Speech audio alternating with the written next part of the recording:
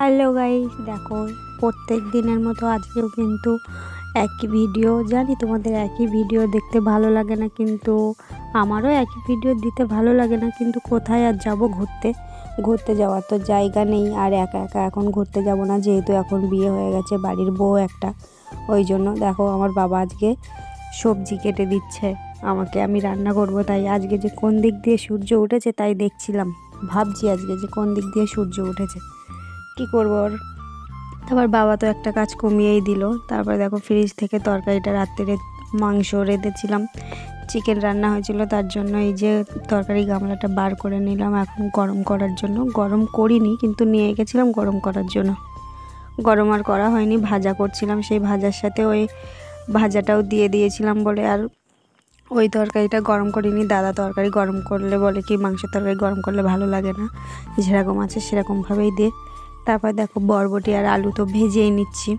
এখন সকালের খাওয়া হচ্ছে বরবটি আর আলু ভাজা, তার জন্য ওই ভেজে নেওয়া হয়ে গেছে। এখন আবার সকালের রান্না শেষ হতে পারলো না, দুপুরের আয়োজন শুরু হয়ে গেছে। দেখেছো দুপুরের মানে মাছ রান্না শুরু, এখন দুপুরের আয়োজন চলছে। এই যে পালং শাক আর মাছ দিয়ে ঝোল হবে, পালং শাক আলু আর মাছ ঝোল। কপালটাই খারাপ আমার, খালি রান্না করেই যাও রান্না। বৌদি না বাড়ি আসলে রান্নার কাজটা শেষ হবে না। ওইদিকে তো ভাজা তো হয়ে গেছে। তারপরে এই যে এখন দ্বিতীয় পার্ট চলছে, এখন দ্বিতীয় রান্নাটা। এত ভালো রান্না করি বাবা, এত ভালো রান্না কবে যে শিখলাম আমি কে জানে। এত ভালো রান্না করেছি যে যে খাবে সে তো খালি পায়খানায় যাবে আর আসবে। তারপরে দেখো তরকারিতে দেওয়ার আগে মা চণ্ডীকে তো দিয়েই দিলাম, মা চণ্ডীকে দেওয়ার পরে এই তরকারিতে দিয়ে দিলাম। তারপর দেওয়ার পরে দেখো দিয়েছি, কড়া ভর্তি হয়ে গেছে, কড়াই অল্প, মানে শাক পুরো চুপসে গেছে আগুনে পড়ে। এই প্রথমবার পালং শাক আর আলু ঝোল করছি, জানি না, কিন্তু এই এক্সপিরিয়েন্সটা আমার ছিল না, হয়ে গেল হতে আর কতক্ষণ এক্সপিরিয়েন্স। তারপর দেখো তরকারি কিন্তু ফুটেই এসেছে।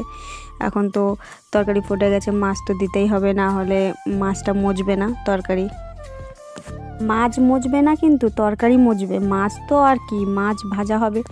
আমি বলতে ভুল করছি, তোমরা কিন্তু শুনতে ভুল করো না, হ্যাঁ। তারপরে দেখো উনুন জ্বলছেই না, ধোঁয়া তো মানে চোখে এত ধোঁয়া লাগছে, জ্বলছে এদিকে তাও ধোঁয়া হচ্ছে। তারপরেও একটু কাঠ দিয়ে উঁচু করে দেওয়ার পরে এই যে তরকারি কিন্তু হয়ে গেছে প্রায়। এখন তরকারিটা খালি নামানোর অপেক্ষা, খালি নামানোর অভাব।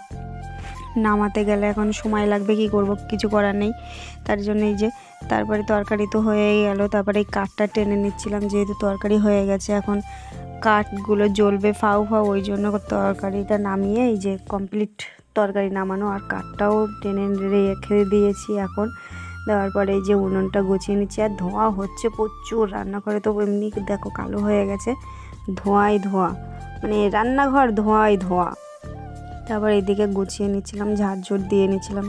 সবার খাওয়া হয়ে গেছে, সকালের খাওয়া, এখন দুপুরের খাওয়া চলবে। তার জন্য দুপুর হয়ে গেছে, এখন রান্নাঘরটা ঝাড় না দিলে কেমন একটা হয় না। ওই জন্য দাদা তো আছে বাড়িতে, খিটখিট করবে খালি। ওই জন্য এখন রান্না টান্না করে কি করব, জল নিয়ে আসতে হবে। কলসিগুলো তো খালি সব, যে অল্প যেটুকু জল ছিল সেটুকু জল ছিটিয়ে দিলাম। দেওয়ার পরে হচ্ছে রান্নাঘরটা পরিষ্কার করছিলাম। তারপরে দেখি এখানে মা তরকারি সবজি কাটার পরে নোংরাগুলো রেখে দিয়েছিল, ওগুলো পরিষ্কার করে নিলাম, ওগুলো গরুকে দিয়ে দিলাম। দেওয়ার পরে কলসি খালি, এখন কলসিতে জল নিয়ে আসতে হবে। তো আর একটা কলসিতে তো হাফ জল রয়েছে, ওই জন্য আরেকটা কলসিতে ঢেলে দিয়ে ফুল করে দিলাম। দিয়ে দুটো কলসি খালি হয়ে গেল বলে এখন দুটো কলসি জল নিয়ে আসো। বাবা আমি এত কাজ করছি বিয়ের পরে, মানে নিজে গর্ব করতে হচ্ছে। তার আমার কেউ একটু প্রশংসা করে না, তোমরা একটু প্রশংসা করে দিও, ঠিক আছে। আমার তো কেউ আর প্রশংসা করার নেই, তার জন্য আর কি করব, কেউ প্রশংসা করছে না। শ্বশুরবাড়ি কাজ করলে তো নামই হয় না, আর বাপের বাড়ি যদি আমি মাথা ছেনে চুলটাও ফেলে দিই সেটুকুতেই নাম, না মেয়ে কাজ করেছে, চুলটা ফেলে রেখে দিয়েছে, প্রচুর কাজ, ওটাই একটা কাজ। তারপরে এই যে টাকা নিয়ে যাচ্ছি এখন দোকান থেকে সার্ফ নিয়ে আসতে। ধারে কাছে দোকান হলে আর কি হয়, এই যাব এই আসবো, মানে ধারে কাছে দোকান থাকলে কি আর করব, যাব আর আসবো এই কাজ। তারপরে দেখো স্নান হয়ে গেল, স্নান করার পরে চুল দেখেছো, চুলের অবস্থা দেখো, চুল মানে কি বলার মতো নেই, চুলে এত পরিমাণে নোংরা হয়েছিল।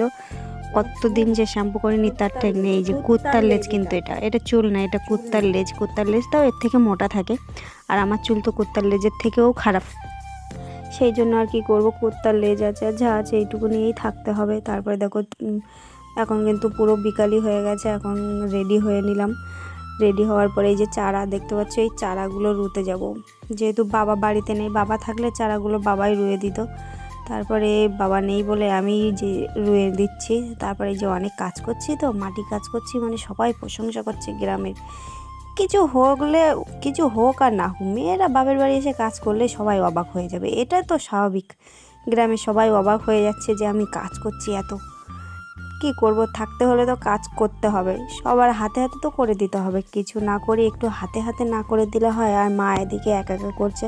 বৌদি বাড়ি থাকলে অবশ্য করা লাগতো না, বৌদি একাই 100, আমার বৌদির হাতে হাতে অত কিছু করা লাগে না। তারপরে দেখো এই যে চারা, এই কপি, এগুলো ওলকপি রুয়ে দিচ্ছিলাম। এই যে মা আর আমি, মা এক সাইডে রুচ্ছিল আর আমি এক সাইডে রুয়ে দিচ্ছিলাম। তারপরে তো কী করবো, নমিতাও নেই, বাবুও নেই যে ওদের পেছনে লাগবো, তার জন্য মা করছে, ওই জন্য মার পেছন পেছন ঘুরঘুর করছি। বাড়ি ফাঁকা, কেউ নেই যে কার সাথে গন্ডগোল করবো। তারপরে দেখো এটা নাকি পাতাকপি না বিট কপি বুঝতেই পারছিলাম না। আর মার কাছে শুনলাম, তা মা বলছে পাতাকপি। তারপরে আর কি করব, পাতাকপি মানে তাহলে পাতাকপিই হবে। তারপরে দেখো এই যে লঙ্কার চারাগুলো এখানে রুয়ে দিয়েছি, বাবা আসবে বলে রোবে, কোথায় রোবে ওই জন্য ভেবে ভেবে লাস্টে রুয়েই দিয়েছি। তারপর মা দেখো জল দিয়ে দিচ্ছিলো, চারায় জল না দিলে তো হবে না, ওই জন্য জল দিয়ে দিচ্ছিল। তারপরে দেখো নমিতার বান্ধবী এসেছে, কিন্তু মিতা বাড়ি নেই। কী করব, পুচকিটা নিয়ে খেলা করছি, মনটা ভালো লাগছিল না। বৌদি নমিতার এরা থাকলে তাও এদের সাথে কথা বলতে বলতে সময় কাটে, কিন্তু ওরা নেই আর সময়ও কাটছে না। ওরা যে কখন আসবে। তারপর প্রতিদিনের কাজ এই যে চারায় জল দেওয়া, এই গাছটায় এটা কিন্তু জল দিতেই হবে, না হলে আবার জল না দিলে মরে যায় যদি, সেই জন্য। তারপরে দেখো বিকালে সন্ধে হতে যায়, এখন তো কোনো কাজ নেই, সব কাজ কমপ্লিট। ওই জন্য এখন কি করব, উঠোন কোপাচ্ছি। উঠোন কোপাবো আর কি করবো, উঠোন কোপানো ছাড়া আর কোনো কাজ নেই। আর বৌদিরা আসলে তখন হয়তো উঠোনটা কুপিয়েই শেষ করে দিতাম, কারণ বৌদি তো সব করে, কিছু করা লাগে না।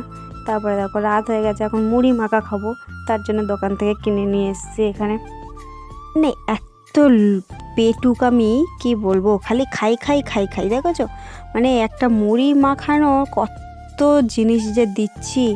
মিতারা থাকলে আজকে নিশ্চয়ই গন্ডগোল হতো যে আমি খাবো। আজকে মুড়ি মাখায় নতুন একটা আইটেম দিলাম, নুন। জীবনে প্রথমবার নুনটা দিলাম, এমনি দিই না নুনটা। তারপরে দিয়ে এই যে মুড়ি মাখলাম। কার কার মুড়ি মাখা ভালো লাগে সবাই কিন্তু বলবে। মুড়ি মাখা তো আমার তো খুবই ভালো লাগে। এই নিজের মুড়ি মাখা নিজেই প্রশংসা করতে হবে, কেউ তো নেই প্রশংসা করার জন্য। দেখো আজকে ভিডিওটা বেশি বড় হয়ে গেছে, একটু কষ্ট করে দেখে নিও সবাই। টাটা।